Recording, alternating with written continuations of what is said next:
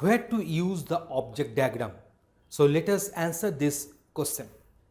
So object diagrams can be imagined as the snapshot of a running system at a particular moment. So let us consider an example of a running train.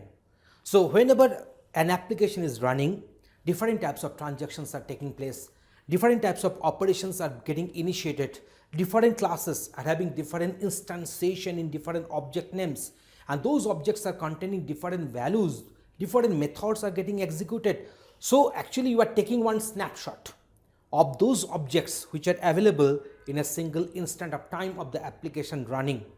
So those objects will be depicted in our respective object diagram. But obviously we should not consider all the objects which are available in the runtime. We should consider those objects which are meaningful and which are related with certain specific operations, and those objects are to be selected. Otherwise, if we consider all the objects at any instant of time available in a object diagram, in a single object diagram, then the object diagram will be too much huge to understand and comprehend. Now if we take a snapshot of the running train, then you will find a static picture of it having the following.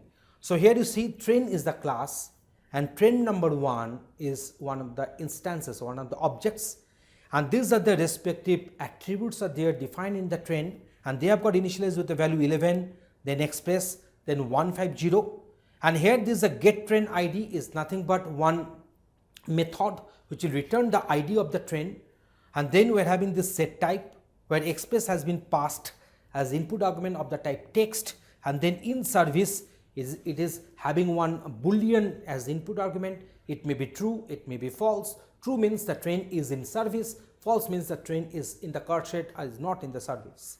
So here we are having the train journey. What is the train journey? Train journey is nothing but a class, and it has got two objects, so OB1 and say OB2. We can also consider them as TJ1 and TJ2, train journey 1 and train journey 2.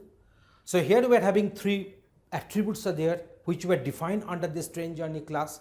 These attributes are starting from, terminating and journey time. These three attributes, depending upon the respective objects, have got instantiated with the respective values. Here we can imagine the snap of the running train is an object having the above values which we discussed in the earlier slide, and this is true for any real life simple or complex system. So for other types of applications, such object diagrams we can draw. In a nutshell, it can be said that object diagrams are used for making the prototype of a system, reverse engineering, modeling complex data structures. So here we can define different complex data structures depending upon the values which will be dealing with during the runtime, and understanding the system from a practical perspective, when the operation will be there, when the system will be in operation. So from the practical perspective, we can design our system appropriately. Thanks for watching this video.